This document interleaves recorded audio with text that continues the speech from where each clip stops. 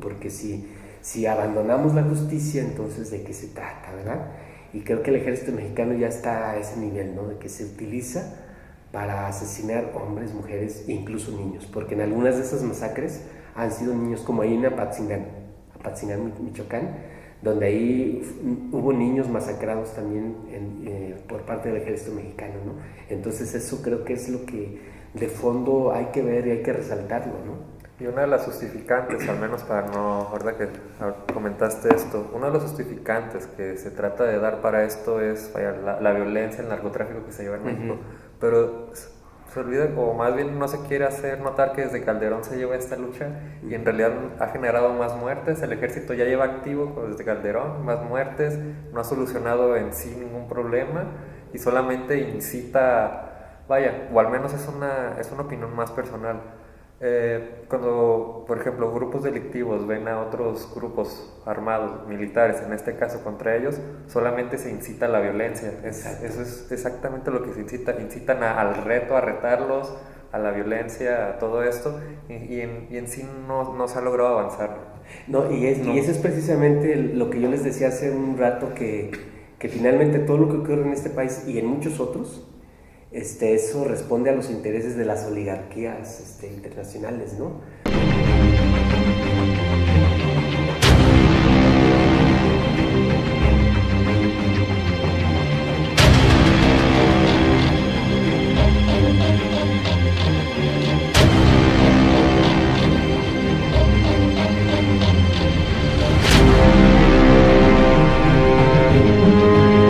¿Cómo están, pueblo? ¿Cómo están? ¿Qué tal? ¿Qué tal? Estamos reiniciando nuestros programas de oscuridades en este día, 25 de diciembre de 2017, con un chingo de gusto, equipo completo.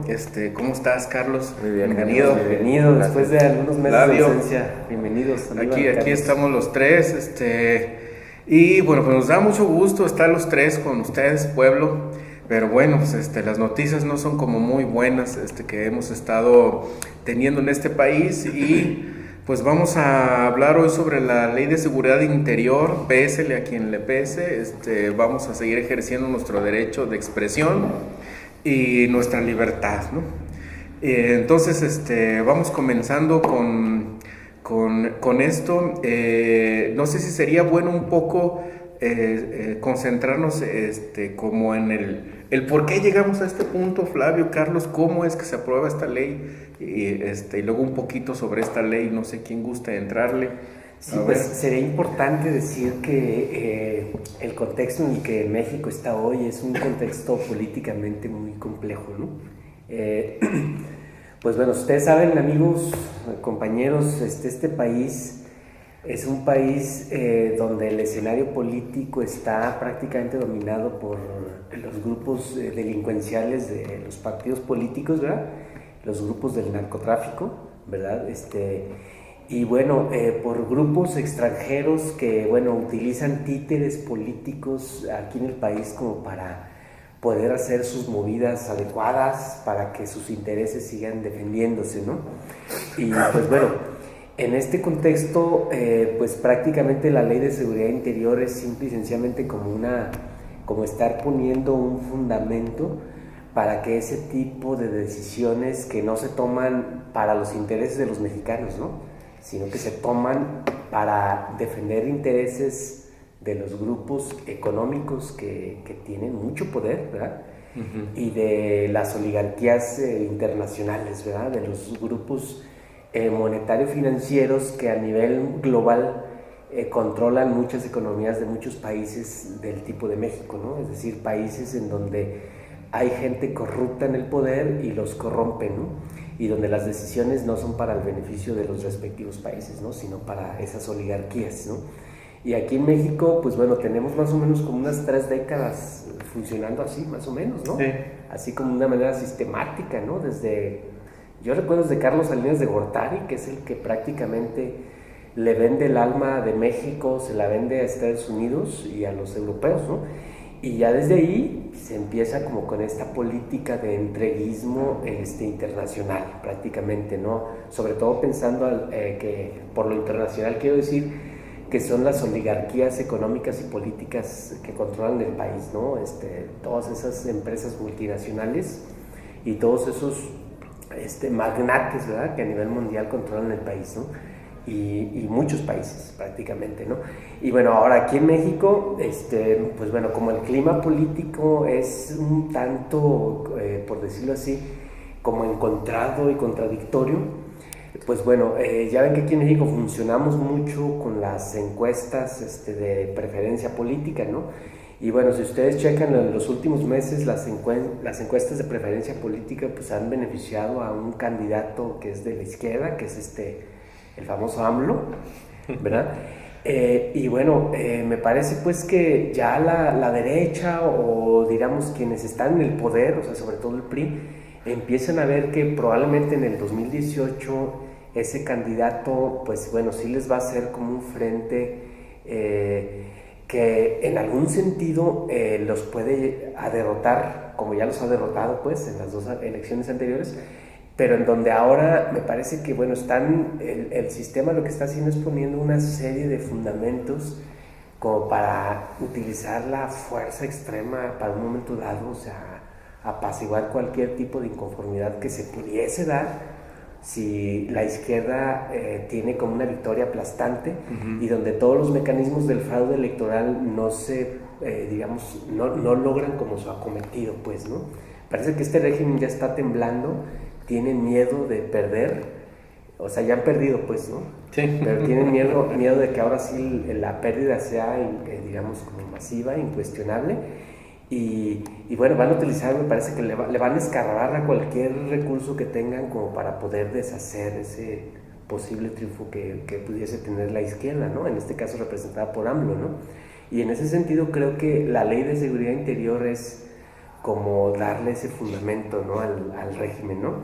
Que bueno, como nosotros hemos visto, pues, ¿no? Ustedes amigos pueden checar, a nosotros no nos crean, chequen la prensa internacional, chequen los informes de la ONU que se han dado respecto al tema de la ley de seguridad interior, y chequen, digamos, los informes que también la Organización de Estados Americanos ha emitido sobre el tema.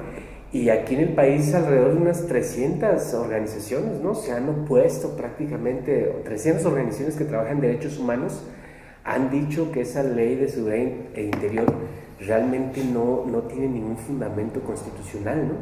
Y bueno, muchos especialistas internacionales, con reconocimiento internacional en derecho, han dicho pues que la misma ley de seguridad interior, perdón, no tiene como un fundamento constitucional que se justifique, ¿no? Y bueno, realmente, o sea, el régimen no le importa nada de eso, ¿no? Más bien sí se ve con esta actitud de haberla aprobado la ley de seguridad interior, sí se ve la actitud de que, bueno, es un régimen que está escarbando a cualquier recurso, pues ya no digamos legal, ¿no? No, o sea, de cualquier tipo, para, bueno, llegar con todo el poder que puedan para, pues bueno, orquestar otro fraude, ¿no? O sea, que es la única manera en que han sabido cómo sostenerse, ¿verdad? Carlos. Bueno, creo que cabe, o al menos hay que, para las personas que no sepan, hay que explicar más o menos de qué trata esta ley, porque pues, ya es conocida o ya se ha hablado mucho de ella, pero pues muchos pueden que no sepan. Prácticamente sabemos que la policía, sea a nivel nacional, o más bien en nuestro país, es muy corrupta, muy ineficiente. Pero ¿qué se pretende con esta ley? Se pretende que ahora organizaciones, o más bien el poder militar, sea el que tenga el control de calles, ciudadanos, quien apacigüe o quien esté en las calles enfrentando luchas como vemos en el norte contra el narcotráfico. Es básicamente esto, que a las instituciones militares les den poder, más modo de acción para poder desenvolverse en las calles. Y bien, como dices tú, Flavio, bueno, muchas personas piensan, no, pues para que se apruebe esta ley, para que se apruebe cada ley, pues tiene su tiempo, tiene todo esto, y muchas personas han hasta visto este punto de vista de que no puede ser que tan pronto se pueda aprobar como para llegar a las elecciones. Pero sí vemos que en el Senado fue donde se aprobó primero, ¿no? Y en la Cámara de Diputados primero. En la Cámara de Diputados se aprobó primero, se aprobó en un día, X aprobó un día, Sí. en un solo día, en cuanto no puede que ya llegue al Ejecutivo y se pueda aprobar esto. Creo que hasta todo lo vemos así. Y pues esto va a trascender porque ves tú, o se va a ver lo que sería este poder en las calles, y en las elecciones hasta puede que se meta algo de presión. Y vemos que una de las cosas que se ha visto en varios países y que se puede pretender aquí es que ellos no van a rendir cuentas, no van a ser tan transparentes en su accionar, en lo que vayan a hacer. Es algo que preocupa a muchos, de que no va a ser transparente. Las tan llamadas ejecuciones sumerias incluso se pueden llegar a, o que ya se llegan a dar, ahora van a incrementar este número. Sí, de hecho eso es interesante recalcarlo, Carlos, ¿no? Ya se dan, pues.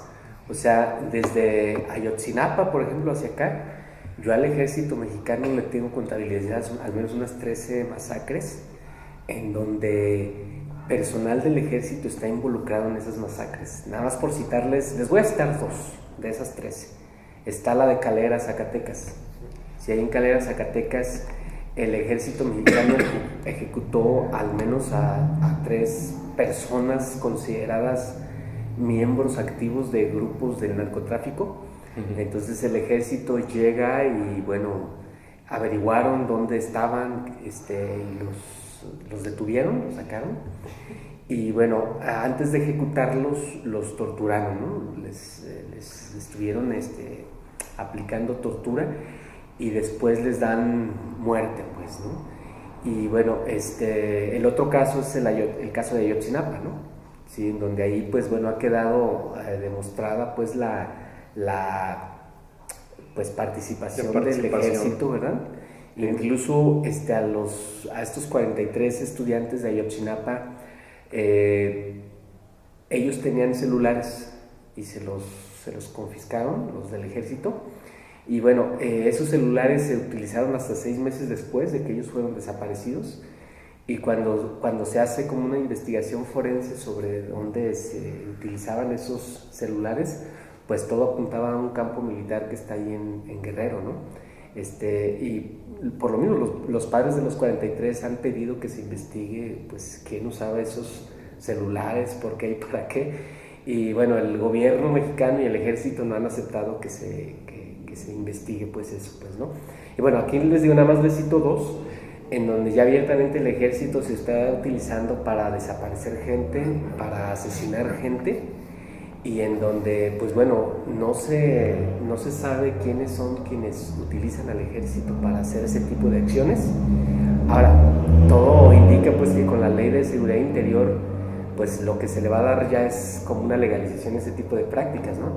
Que eso ya se hace, ¿verdad? La ley de seguridad interior nada más lo que haría sería como en algún sentido darle un respaldo legal a cualquier tipo de acción de ese tipo, ¿no? Pero pues ya hay que enfatizarlo, ¿no? El ejército aquí en México ya se está utilizando para asesinar a los hombres, ¿no? A los hombres y mujeres mexicanos que en algún sentido se ven como forzados a participar en luchas sociales. O los grupos delincuenciales, ¿no? Que bueno, para mí un narcotraficante antes que ser un narco es ser humano, ¿no? Y yo creo que él también pues merece un juicio justo, ¿verdad? Sí. Y no merece ser ejecutado así sumariamente, ¿no? No merece ser capturado y asesinado directamente.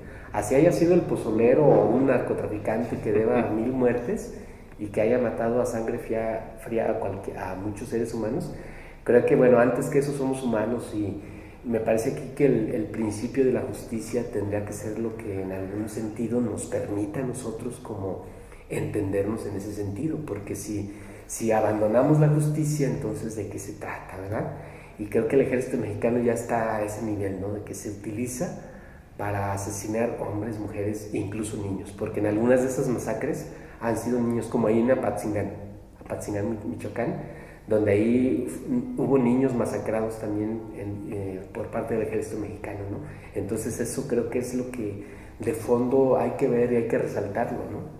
Y una de las justificantes, al menos para no, ¿verdad? Que comentaste esto, uno de los justificantes que se trata de dar para esto es la violencia, el narcotráfico que se lleva en México, pero se olvida, o más bien no se quiere hacer notar que desde Calderón se lleva esta lucha y en realidad ha generado más muertes. El ejército ya lleva activo desde Calderón, más muertes, no ha solucionado en sí ningún problema y solamente incita, vaya, o al menos es una opinión más personal. Cuando, por ejemplo, grupos delictivos ven a otros grupos armados, militares, en este caso contra ellos, solamente se incita a la violencia. Eso es exactamente lo que se incita. Incitan al reto, a retarlos, a la violencia, a todo esto, y en sí no se ha logrado avanzar. No, y eso es precisamente lo que yo les decía hace un rato, que finalmente todo lo que ocurre en este país y en muchos otros, eso responde a los intereses de las oligarquías internacionales, ¿no? Porque la violencia es un gran negocio para las empresas que fabrican armas, que fabrican balas, ¿no? Y bueno, recuerden pues ustedes que algunas de las empresas, industrias de armas más grandes del mundo están precisamente en Estados Unidos, en Brasil, en Israel. Entonces, cualquier violencia que haya en el mundo donde estén de por medio balas, es un gran negocio para estas empresas armamentistas, ¿no? Y bueno, aquí México, bueno, a Estados Unidos o a Israel ahora sí no les importa que aquí nos estemos matando, ¿no? Que aquí nos estemos desangrando, que aquí haya muertos, que aquí se haya declarado la guerra contra el narcotráfico.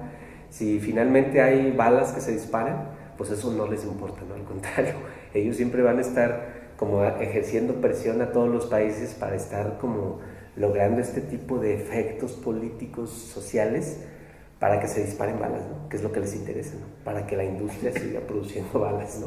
Y el daño colateral, creo que es a lo que todos se les olvida. Hay civiles entre esas balas, siempre va a haber civiles. Sí, si fuera un campo neutro, un lote baldío, por poner un ejemplo, donde Peña, Calderón se hubieran puesto, chaleco antibalas, se hubieran puesto a disparar, pues hagan su desmadre allá, pero pues estamos en medio de ciudades, estás hablando, como comentas, hay niños en ciudades, padres, madres de familia, hermanos, tíos, hay personas, hay civiles. Sí, y eso sí hay que criticarlo, ¿no, Carlos, Aníbal? O sea, ese tipo de políticas, fíjense, vean ahí las intenciones, ¿no? Las intenciones que hay precisamente hacia la población civil. O sea, realmente no les importa la población civil, ¿no?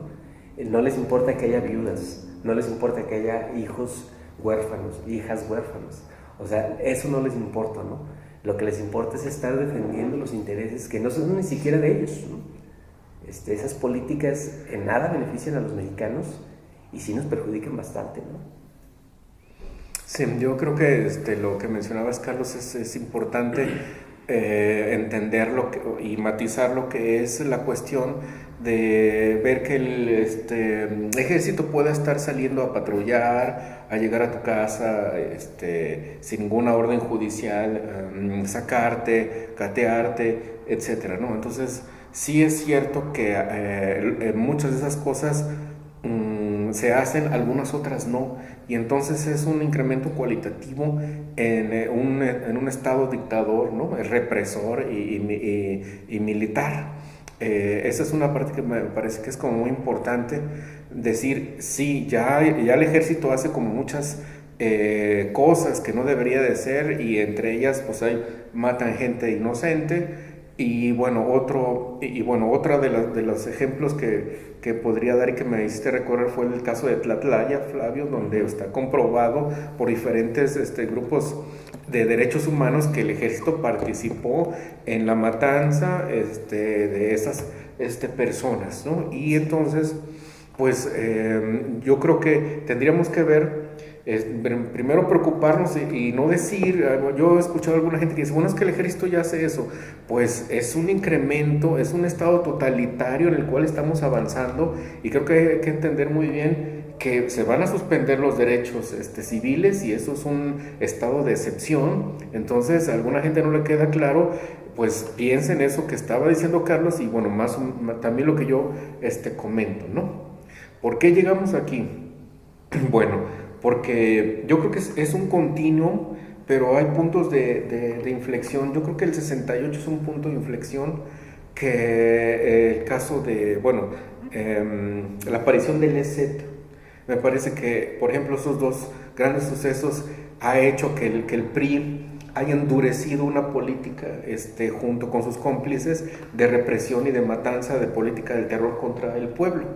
y de ese continuum, sin embargo, como dices, Flavio, yo veo un Peña asustado, una clase política que tiene miedo de perder sus privilegios, algunos empresarios tan voraces, propios o nacionales o extranjeros, que están viendo también una posibilidad de que el giro haya la ciudadanía, tengamos un giro en torno a la política nacional, ¿no? Porque en esta cuestión también habrá que recordar que está el neoliberalismo, está el capitalismo salvaje y voraz, metido en la clase política que los manda a aplicar o a, digamos, legislar leyes que los intentan proteger a ellos, ¿no? Entonces, cuando existe una ciudadanía que está un poco como más captando críticamente el diseño social en el que estamos, pues también tienen como una preocupación de qué va a pasar, sobre todo en el momento de las elecciones, ¿no? Que vienen, pero en general creo que el otro día estaba escuchando a Fabricio Mejía Madrid y él decía algo que me pareció como importante, escritor y periodista, decía que ¿por qué México no despierta así como rápido? Y él bueno, asume la tesis de que nuestro cambio como país no es un cambio que se esté dando electoral, sino cultural. Es decir, en los medios masivos de comunicación, en la cuestión como de la educación, ¿no? En la cuestión de lo electoral también, en la cuestión de las prácticas de artísticas, etcétera, ¿no? Él hipotetiza que es un cambio más lento, más difícil, pero es el cambio que está dándose en México, ¿no? Por eso creo que no estamos como solamente respondiendo con una cuestión como solamente la electoral, por ejemplo, ¿no? Entonces, bueno, pero de esa parte, a mí me gustaría, no sé, que platicáramos un poquito sobre, no sé si aquí atendemos a lo que dice Óscar Ulises Aguirre, gracias Óscar, ¿qué consecuencias trae esta nueva ley? ¿Por qué hay tanta discusión? Y el buen Ever Pomp PX dice, ¿es casualidad que se aplique en año de elecciones? Es decir, no sé si ustedes consideran que de veras hay todavía hay gente que no hace como este enlace, pues, ¿no? Bueno, con esto del año de elección, creo que ya hablamos de esto. Sabemos que las leyes tardan en aprobarse, pero si esto se aprobó en un día en cierto, vaya, en el Senado, diputados, Primero que fue a la Cámara de Diputados, se lo pasaron al Senado, hizo algunas reformas, modificaciones, nada sustanciales, y se la regresa a la Cámara de Diputados. Ok, sí, y es lo que ya habíamos discutido. Si ya se aprobó aquí en un solo día, va a ser muy rápido, o al menos al ritmo al que se ve que está creciendo esta aprobación puede ser muy rápido, y puede que llegue durante el periodo que entra de elecciones, y en dado caso de si no llega, ya se preparó el camino para el siguiente mandato. También hay que ver esto, ya se preparó un camino previo, hay cambio de presidente, hay cambio en cuanto a, esta protección al pueblo, va a haber muchos cambios, y sea cual sea durante el periodo electoral o después, ya durante el ingreso del nuevo mandatario, va a haber un cambio, o al menos es lo que se pretende, que el cambio sea más tardar cuando esté, o al menos como lo veo yo, que el cambio sea más tardar cuando ya esté el nuevo mandato. Bueno, a mí lo que yo diría un poco al respecto es que en otros países, incluso en este mismo, ver patrullar al ejército amedrenta, Flavio, ¿no? O sea, va orientando la posibilidad de votos, preferencia electoral, ¿no? Va amedrentando. Hemos sabido que hay pueblos donde están muy acosados con la guerra de baja intensidad, que están relacionados al ejército con ese grupo político, y entonces la gente se le hace como más difícil, se puede inhibir o coartar el votar y la participación electoral, por ejemplo, ¿no? Entonces es un cálculo que yo creo que están haciendo obviamente en esta cuestión. Creo que la otra parte importante es el sentir como la política del miedo, de que como ciudadano no vas a poderte mover con libertad, ¿no? Digamos, esta libertad todavía mínima que nos queda de la gente que roba, secuestra, el narco y bueno, todo esto, pero se va a restringir mucho más, me parece, por eso algunos han planteado que se prepara un estado como de sitio, ¿no? Un toque de queda, donde uno como ciudadano no va a poder moverse tranquilamente, o bien va a estar supeditado a lo que dices tú, a lo que el ejército diga, haga, imponga. Esa cuestión va a ser, ¿no? Eso es algo que tú lo mencionas. Yo he ido a pueblos en los que todavía hay policías rurales. Se ve la policía muy rural, con su fusca, su sombrerito, su gorra, pero de ver a ver a alguien con un arma calibre 50, pues ya es muy diferente también para el pueblo. Cambia totalmente la perspectiva de control y poder que se puede tener sobre ellos. No, y el miedo que siembran, ¿no? O sea, es como si, por ejemplo, está un niño y está un adulto, ¿verdad? Entonces, si el niño no hace lo que el adulto quiere, pues puede haber como consecuencias en ese sentido, ¿no? O sea, esa metáfora me la extraigo acá, ¿no? Donde el ejército es el adulto y el pueblo es el niño, ¿no? O sea, la mera presencia del ejército provoca miedo, pues, ¿no? Y no exagero, amigos, no exagero, ¿no? O sea, yo veo a un policía y yo realmente le tengo miedo al policía, ¿no? Veo al ejército y me voy a cagar, o sea, voy a tener mucho más miedo, ¿no? ¿Por qué? Pues porque yo no pienso que ellos están ahí precisamente para defendernos, ¿no? Están para quién sabe qué cosas, ¿no? Pero lo cierto es que, bueno, desde que el ejército con Calderón salió a las calles, la verdad es que veo un país más ensangrentado, ¿no? Más lleno de sangre. Realmente yo no veo un país más seguro, un país con más tranquilidad, ¿no? Veo todo lo contrario, ¿no? Ahora miren, entre las cosas que yo he leído sobre este asunto de la Ley de Seguridad Interior, leía yo una vez, no recuerdo la fuente, ¿no? Pero que la ley planteaba pues que el ejército no se quería utilizar para reprimir, por ejemplo, manifestaciones, ¿no? Manifestaciones sociales. Se estipula en esa ley que las manifestaciones que tengan un fundamento legal no van a tener ningún problema, o sea, que se van a seguir teniendo, se les va a garantizar su derecho a manifestarse, ¿no? Pero bueno, por esencia me parece a mí que las manifestaciones algo de ilegalidad tienen, ¿no? Entonces digo, pues de ahí se van a agarrar también pues para reprimir brutalmente, ¿no? Como ya lo hacen, pues, ¿no? Como te amedrentan, ¿verdad? Como les mandan los famosos porros a los manifestantes, ¿verdad? Como los infiltran. Y bueno, esas prácticas que constantemente el Estado mexicano hace, ¿verdad? De infiltrar, de mandar gente, ¿verdad? Para que provoque la violencia y así fundamentar una violencia más fuerte, eso que ya se lo conocemos muy bien al Estado mexicano, pues bueno, simplemente eso será como el recurso que ellos utilicen pues, para hacer masacres, ¿no? Para matar, para encarcelar, cosas que han hecho, lo siguen haciendo y no veo yo por qué no lo sigan haciendo, ¿no? O sea, en el futuro creo que esos mecanismos siempre han sido utilizados como recurso del Estado para deshacerse de luchadores sociales, ¿no?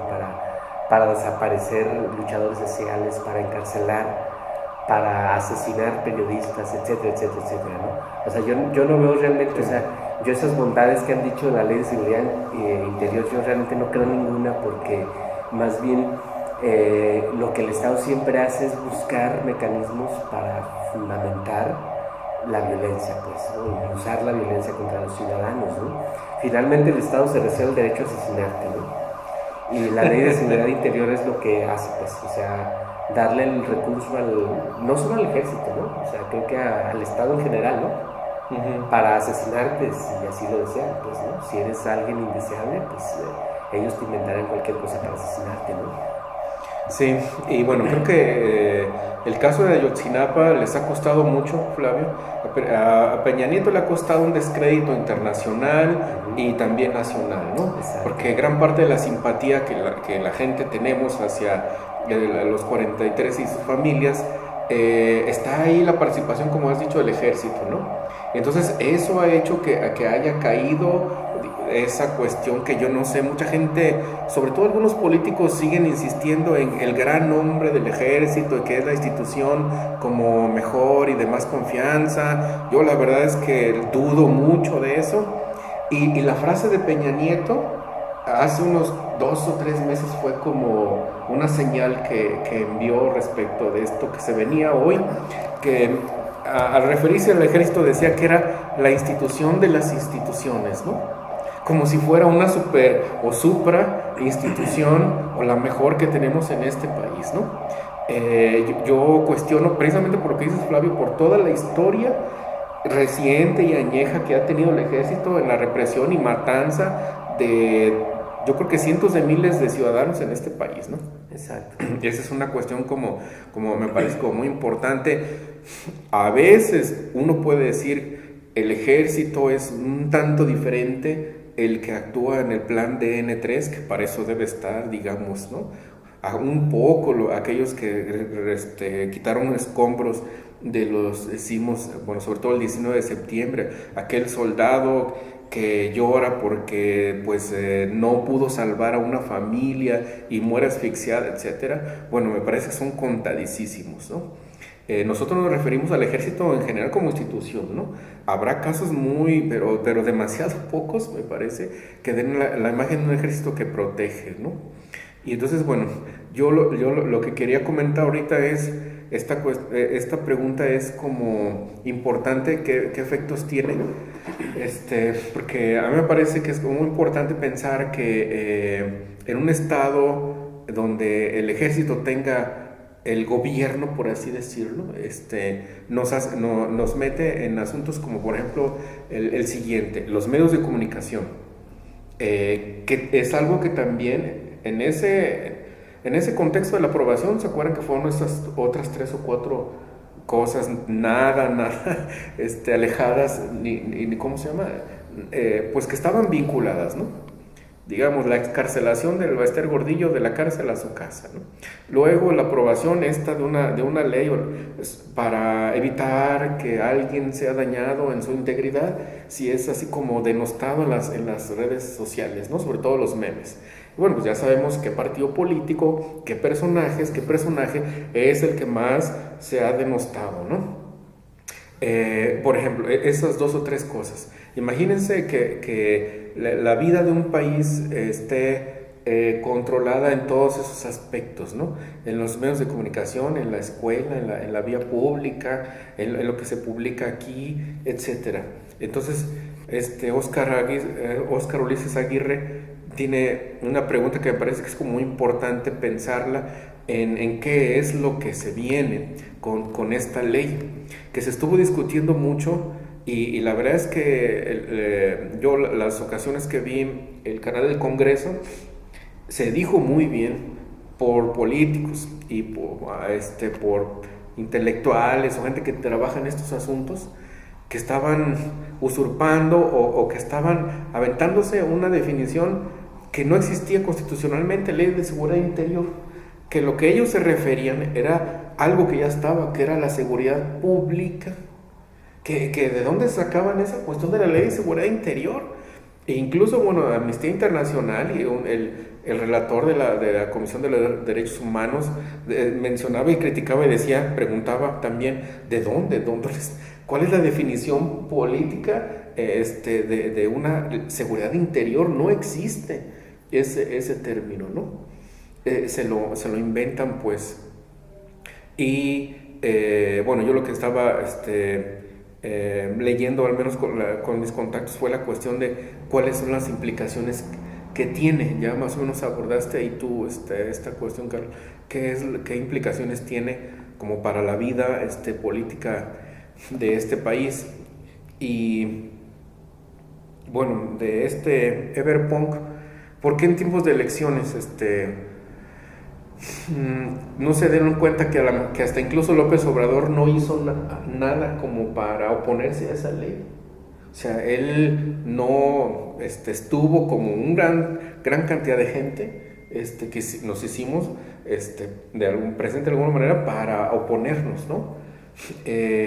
¿No se les hace curioso también la serie de alianzas que él ha tenido hacia la derecha y que yo no veo, por ejemplo, de él, que mucha gente dice, bueno, es que va a llegar a López Obrador y entonces va a revertir esta ley, etcétera. Al menos yo no lo vi y me parece cuestionable el que como el que va en la punta de las preferencias electorales no se haya opuesto, ¿no? Que lo que sí hicieron un montón de ciudadanos que cercaron el Senado, que se aventaron así como a decirlo públicamente o a exponer un poco la seguridad, ¿no?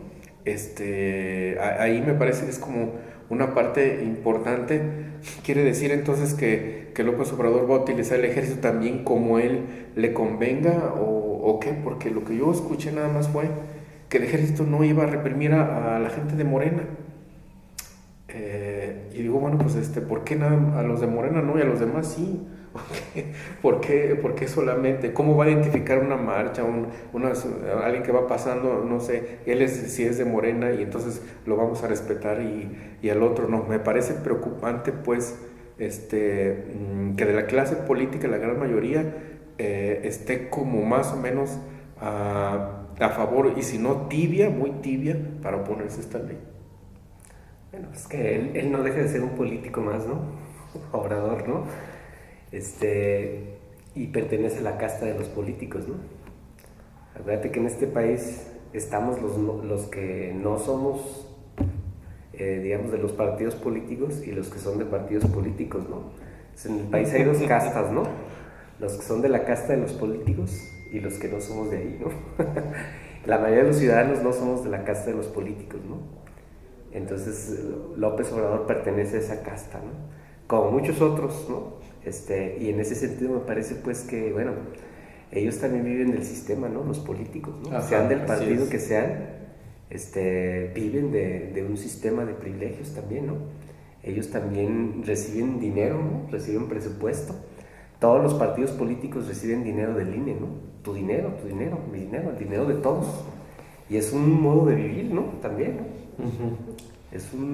Es un estilo de vida también, ¿no? De vivir del presupuesto público, ¿no? Entonces, me parece que en ese sentido también, pues bueno, en la estructura, en el juego de la política electorera, todas las farsas se justifican en la medida en que esas farsas hacen funcionar el mismo sistema, pues, ¿no?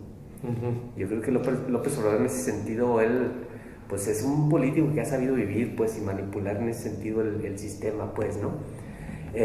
Ahora, una gran consecuencia también que yo veo en este asunto de la Ley de Seguridad Interior es que, bueno, el ejército es una conquista política para el ejército mexicano, ¿no? O sea, el hecho de que ellos tengan ya una presencia en las calles, que ahorita lo están justificando por el lado de la inseguridad, ¿verdad?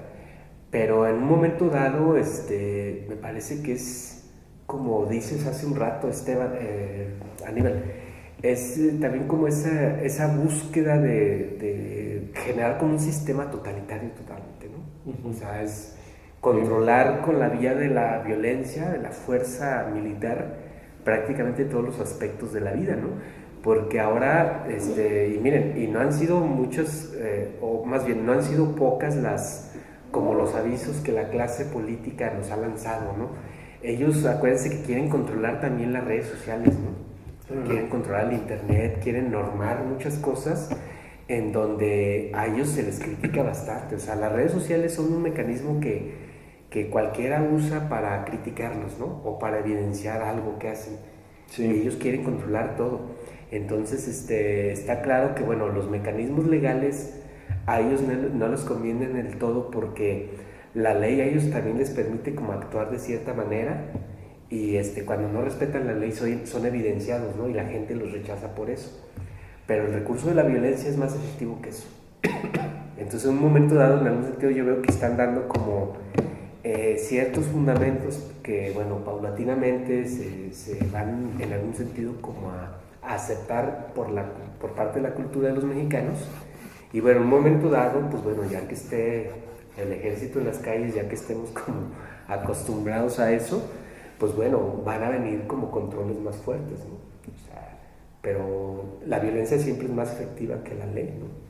Fíjate, eso que dices, Flavio, me hace recordar que no han podido hacernos creer o modificar la opinión pública negativa que se ha tenido. Exacto. O sea, Peña no ha podido. No ha podido. La Gaviota no pudo, no han podido esos políticos y esta gente nefasta decir, no es cierto que no es mi Ferrari, no es cierto que no anduve en el helicóptero, y eso que tú dices es cierto, por eso han fracasado y ahora intentan endurecer, ¿no? Sí, con la violencia, o sea, esto ya lo hemos visto históricamente. Yo recuerdo que de los tratados filosóficos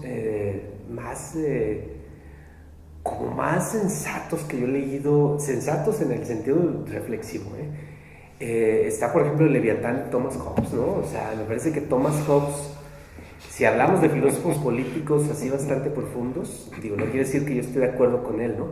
Pero Thomas Hobbes en el Leviatán me parece que dice que el Estado es el controlador, el que controla principalmente la violencia, no es el que administra la violencia.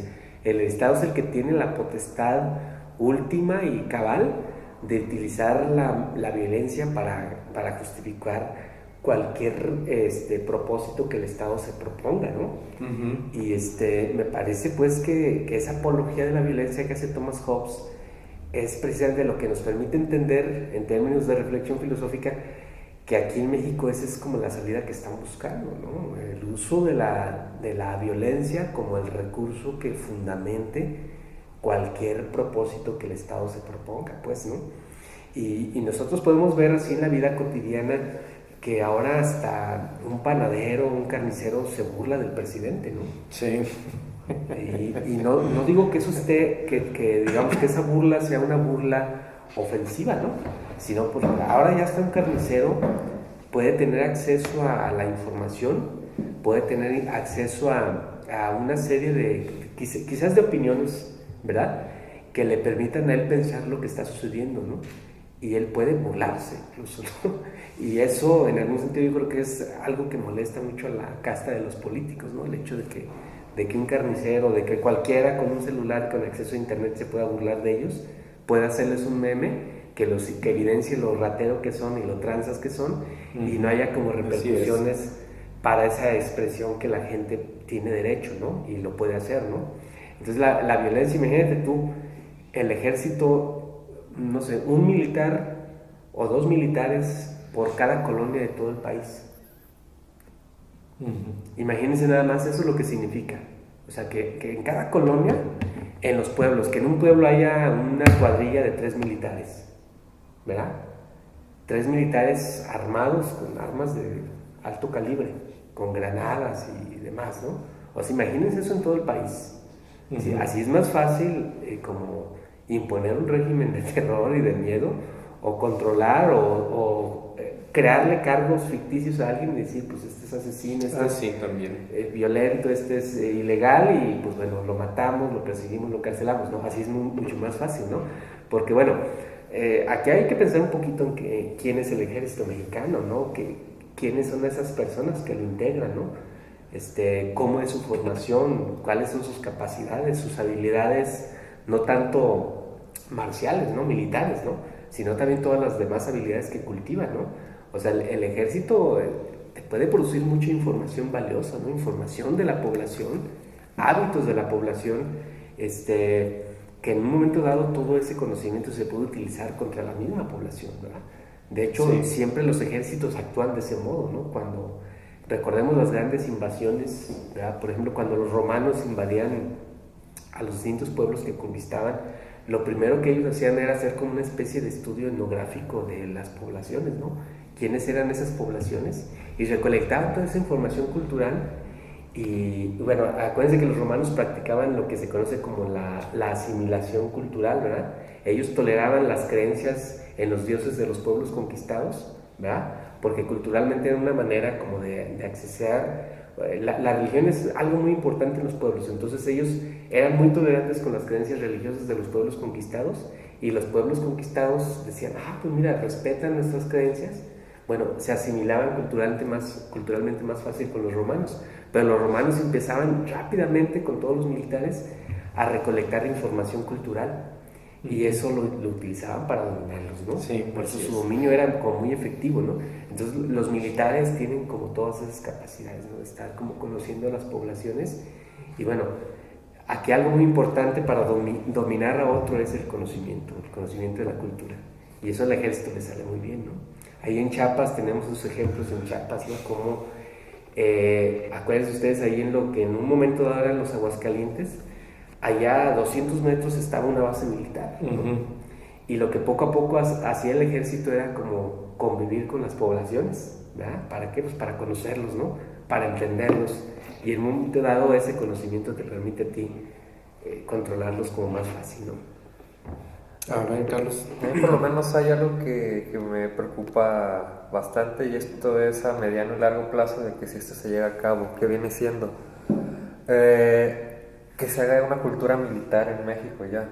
Porque sabemos que si esto se llega a plantear, se va a extender de una manera en la que se necesiten más activos, jóvenes que realizan el servicio militar, se les va a ofrecer ya una carrera, un plan de vida ahí. Va a crecer, por poner un ejemplo, si hay 50,000 activos en todo el país, puede que este número se triplique incluso para, no sé, de aquí a 2, 3 años, ¿les parece más o menos que se triplique este número de activos militares? Y pues ya se va a... Incluso la población es otra manera en la que se puede someter. Sí. No, pues me están ofreciendo un plan de vida, pues entonces es bueno que el ejército haga esto, es bueno porque yo estoy acrecentando mi economía, voy a ser estable, me están ofreciendo un plan hasta de estudios. Esto es algo que al menos a mí me preocupa demasiado también, que tanto se pueda asimilar por esta parte que sea viable o factible. Sí, no, y los riesgos que eso implica, ¿no? También, sí, en algún sentido, o sea, yo creo que lo más complejo y la consecuencia más radical que la Ley de Seguridad Interior podría representar, además de estas especulaciones que hacemos, es como esa cultura de la violencia, como más, como de la vida cotidiana, ¿no? En donde ser militar se hace ya hasta como un anhelo, ¿no? Una búsqueda de la juventud, una búsqueda de los niños por dedicarse, ¿no? Por tener como un estilo de vida, ¿no? Y que en algún sentido el ejército, bueno, que nos acostumbremos precisamente, ¿no? A ver ya militares caminando por la calle, ¿no? Eso es, yo creo que lo más grave que puede representar esta ley, ¿no? Cuando eres joven, tus servicios militares, que te tengan marchando, que tengan haciendo ciertas actividades, y a los 4 meses se aburran de ti y pues ya te sacan. Ahora, ¿qué va a ser el servicio? Que te enseñen, no sé, a disparar armas de fuego, que te enseñen incluso desde ahí a tener esta cultura también de tener el contacto con la violencia, como tú dices. Exacto.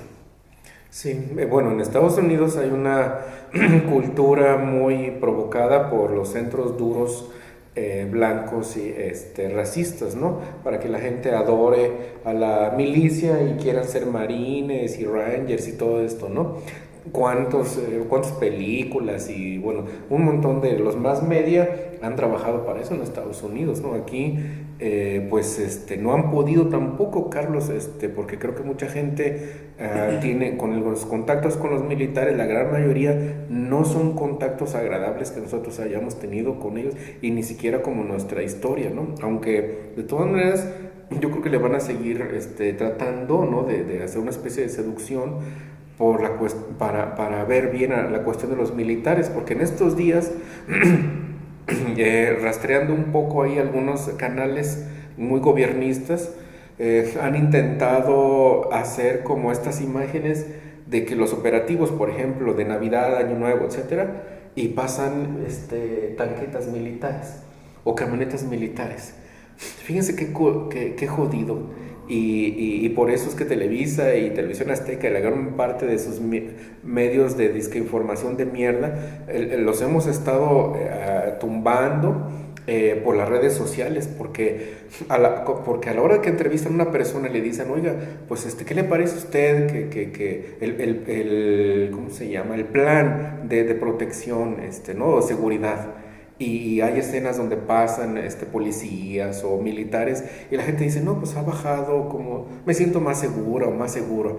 Carajo, pues es toda una farsa de ese medio de comunicación para en este tiempo coyuntural con el ejército, pues así como que lavar un poco esa imagen y asociar seguridad con la milicia cuando todo lo contrario ha sucedido, todo lo contrario, como tú bien has dicho, Carlos, ¿no? Nos preguntan dos cosas. Edgar López Gómez, ¿cuáles fueron los argumentos o justificación que se dio para la aplicación de esta ley? Ya un poco la comentamos, ¿no? Pero de todas maneras, no sé si quieren sintetizar. En general, los argumentos fueron el clima de inseguridad, ¿no? O sea, como es inseguro el clima, entonces, pues bueno, eso justifica que hagamos una ley que le permita al Estado ahora hacer la chamba que la policía no puede, ¿verdad?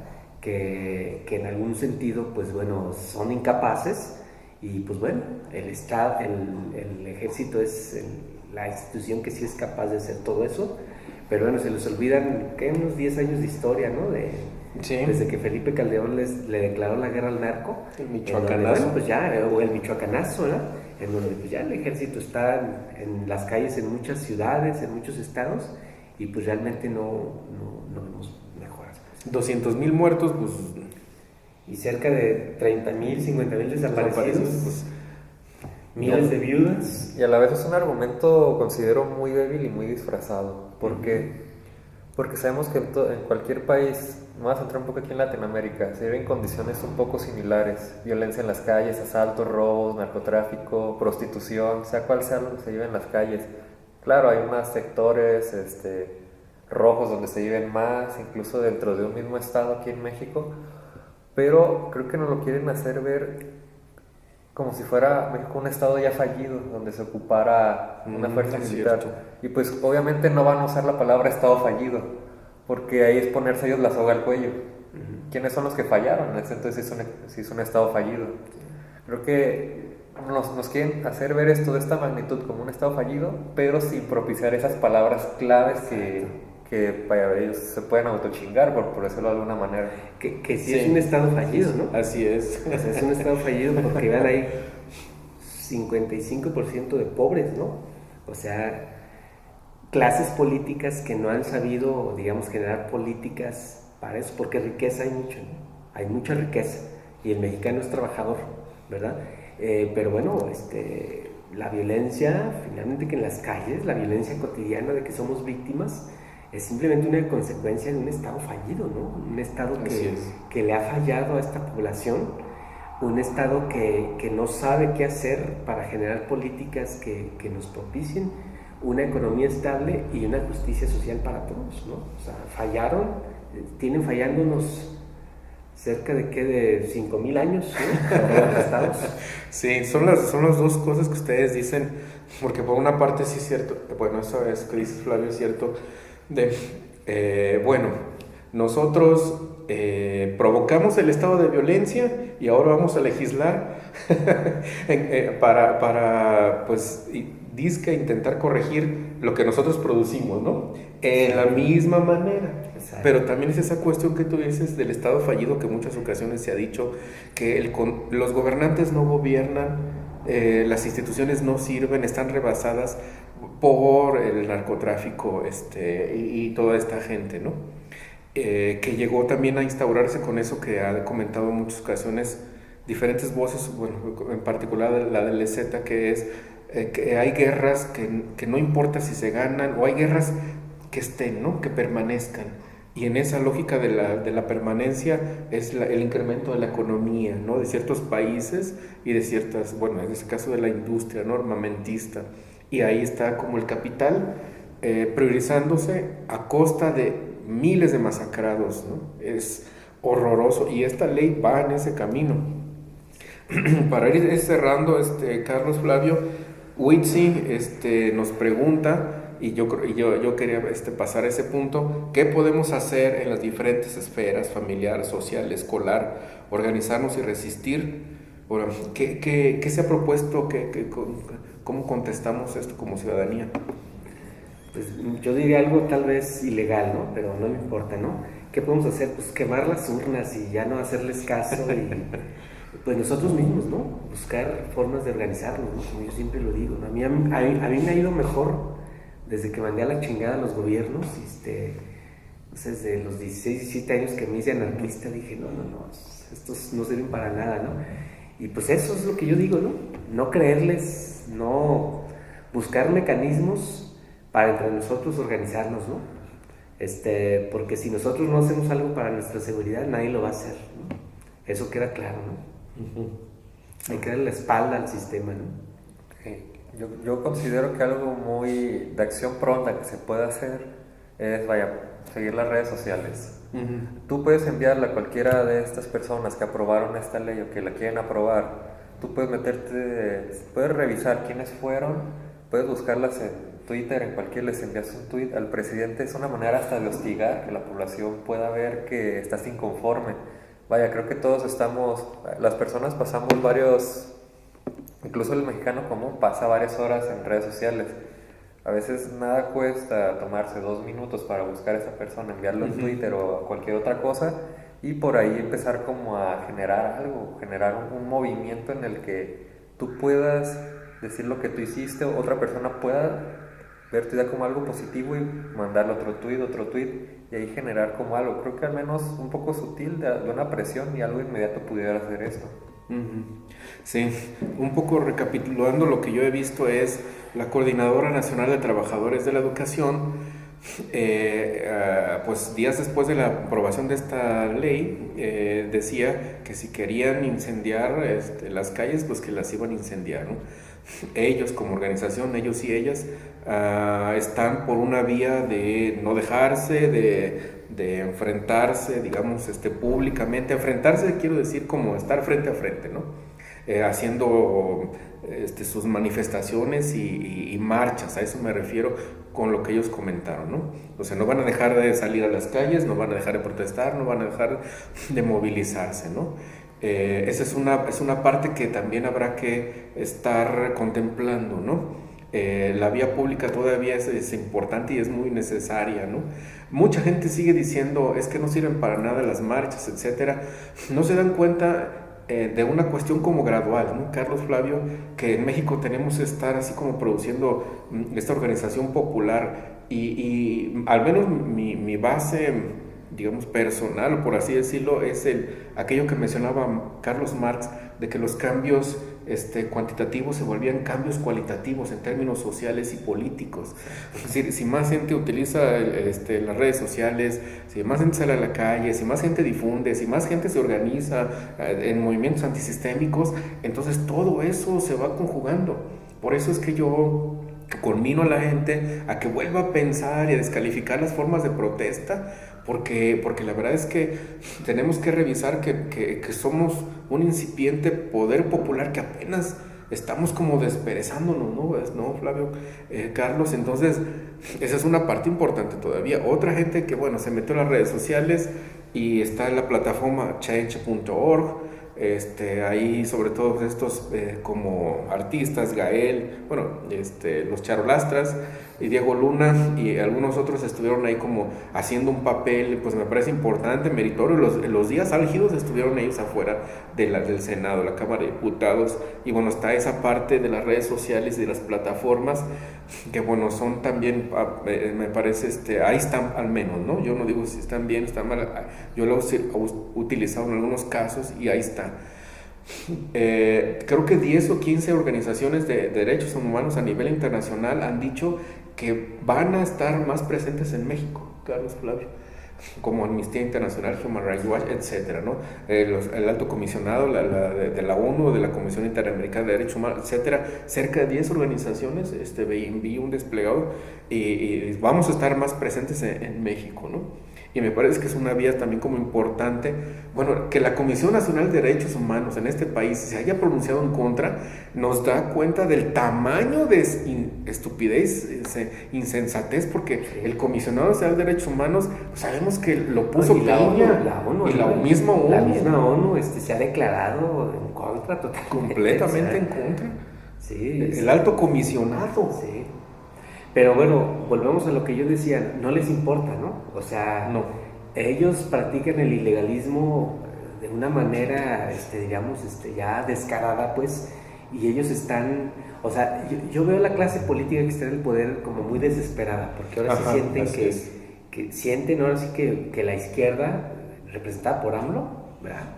Por Andrés Manuel López Obrador, viene con fuerza y creo que ahora sí los van a desplazar, o sea, los van a sacar, y eso sí significaría en algún sentido como tal vez como un retorno así relativo a algo de justicia social.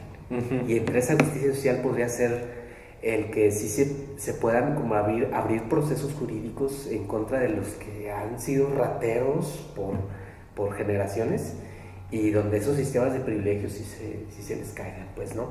Entonces cualquier práctica ilegal la están utilizando, ¿no? Como para poder acabar con esta fuerza con la que viene la izquierda, pues, ¿no? Sí, empujada por mucho pueblo. Sí. Habrá gente que es de Morena, otros que no, etcétera, pero sí es esta preferencia por Andrés Manuel López Obrador, creo que es un síntoma de que mucha gente estamos por otra vía de lo que han tenido la dirigencia del régimen y la hegemonía política que tenemos.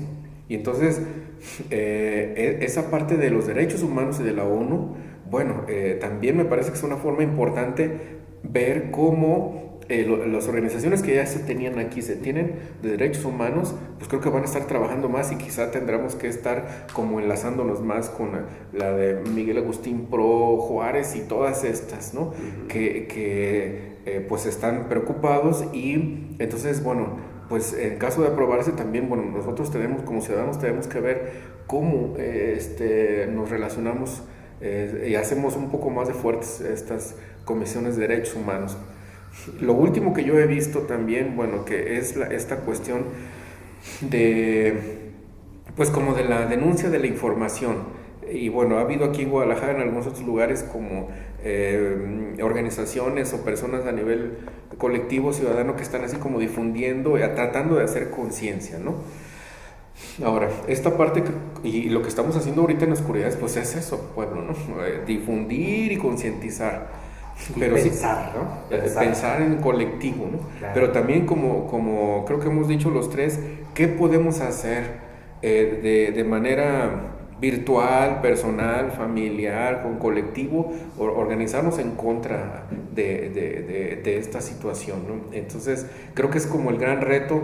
Nosotros no tenemos todas las respuestas, quizá mínimas.